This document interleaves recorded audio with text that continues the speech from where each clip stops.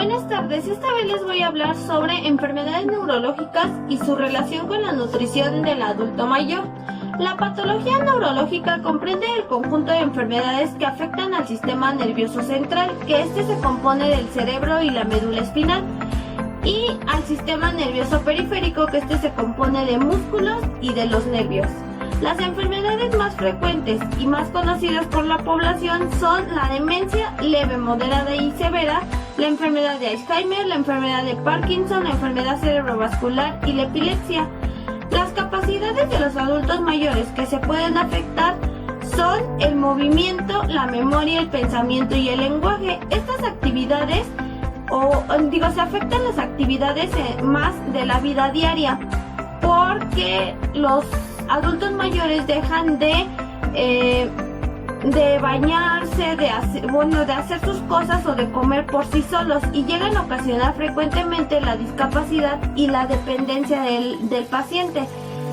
Existen puntos muy importantes. El número 1 es: existe una estrecha relación entre la nutrición, el sistema nervioso, las enfermedades neurológicas.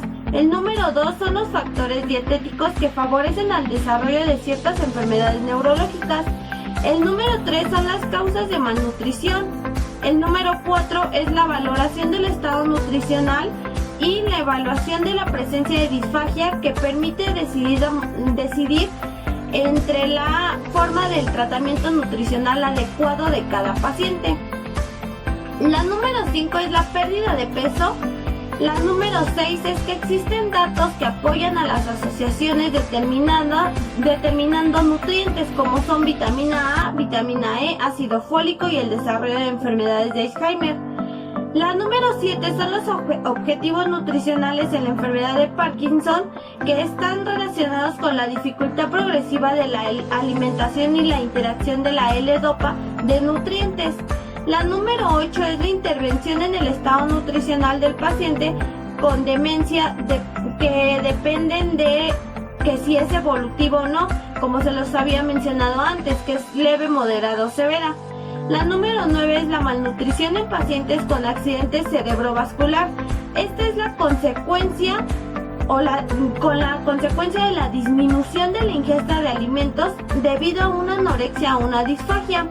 Y la número 10 y la última es la relación entre la nutrición y la epilepsia, que se centra en dos aspectos: los aspectos secundarios de los fármacos antisépticos sobre el estado nutricional y el posible papel de determinados nutrientes que pueden tener el control de la enfermedad en el paciente. Existen estrechas relaciones entre la enfermedad neurológica y la nutrición. Existen factores relacionados con la situación nutricional y la dieta que pueden favorecer el desarrollo de enfermedades neurológicas. Por otro lado, los pacientes con las enfermedades neurológicas agudas o crónicas presentan un elevado riesgo nutricional como consecuencia o con diversos factores. Uno de ellos es la obesidad y el otro es la ingesta excesiva de grasas saturadas, que favorecen el desarrollo de la enfermedad de Parkinson. Las enfermedades dichas antes son la enfermedad de Parkinson. Es el trastorno del sistema nervioso central que afecta el movimiento y suele ocasionar temblores en todo el cuerpo. Algunas recomendaciones que debemos tener en cuenta: uno es asegurar el aporte energético adecuado utilizando alimentos de alta densidad calórica en aquellos pacientes con una ingesta reducida. El número 2 son los pacientes con el tratamiento de L-dopa. Deberán tomar el fármaco media hora antes de las comidas para así evitar la interacción fármaco-alimento. El número 3 que pueden utilizar las leguminosas como fuente proteica. La número 4 es que deben limitarse el consumo de vitamina B6, tanto en alimentos como en suplementos vitamínicos. El número 5 son que los pacientes con alteraciones, ya sea en la masticación o en la deglución, pueden utilizar o pueden ser útiles los purés y las papillas, pero siempre y cuando sean caseras. Seguimos con la otra enfermedad, que es la demencia y la enfermedad de Alzheimer. Estas enfermedades son parecidas, ya que son enfermedades progresivas que afectan a la memoria y a otras funciones del cerebro o funciones mentales. En el aporte energético estas varían un poco, pero se mantiene entre el 30 y el 35% de kilocalorías de peso al día. En los hidratos de carbono deben de ser el 50% de aporte calórico, siendo importante que el 10% sea de hidratos de carbono simples. La cantidad de fibra debe de ser de 40 gramos al día. La ingesta de grasas no debe de superar al 30%, siempre y cuando evitando las grasas saturadas y potencializando las ricas en olinoleico. El aporte de proteínas debe de ser de 1 a 1.2 gramos por kilogramo de peso al día. Y en situaciones que el paciente tenga estrés o una malnutrición, debe elevarse el consumo de proteínas.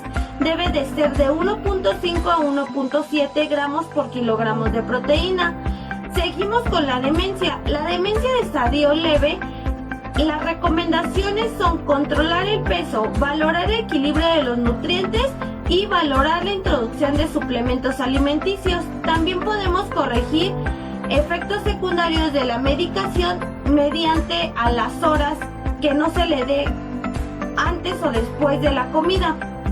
La demencia de estadio moderado son los alimentos de baja densidad energética como son ensaladas y hortalizas. También pueden ser preparados con poca grasa y pueden ser a la plancha, al vapor o al horno. También pueden sustituir el azúcar y la miel por endulcorantes no energéticos.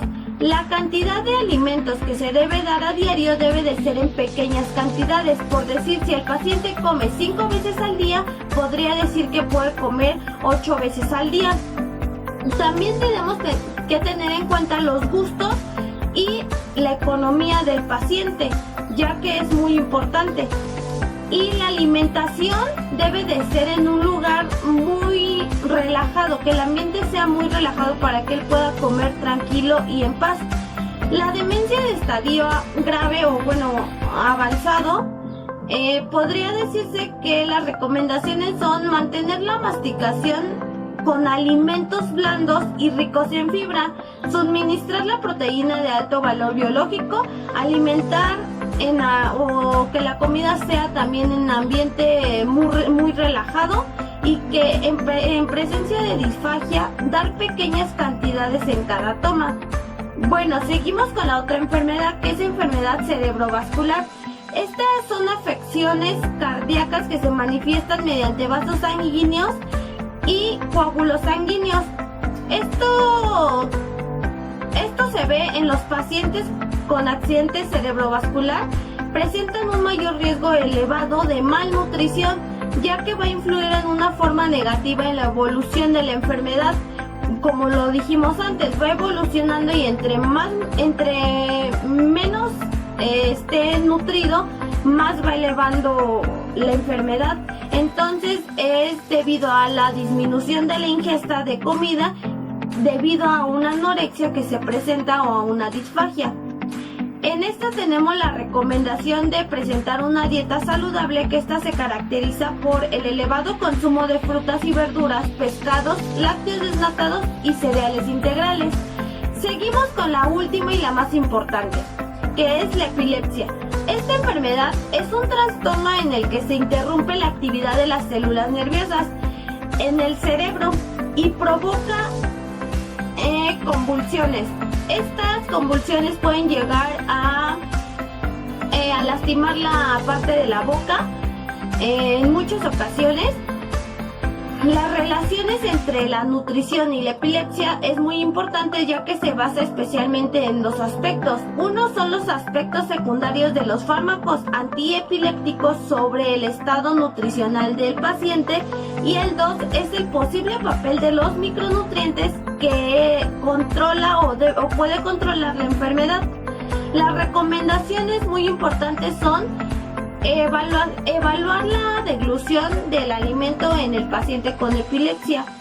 El otro es que la alimentación debe de ser variada, debe de ser bueno, debe de evitar el consumo de alcohol y sustituirlo por agua, zumos naturales de frutas o infusiones. Las infusiones son tés, como son manzanilla, té verde, té de hierbabuena, son tés en general. También se debe de seguir un horario fijo en comidas, debe de ser a fuerzas, por decir, si come a las 3, a las 3 se come. También y por último, que mantengan un descanso por las noches de, pues, como todo, de 8 horas. Es muy importante en este tipo de pacientes el descanso. Bueno, de mi parte sería todo. Espero les haya gustado, espero me hayan entendido. Gracias y hasta luego.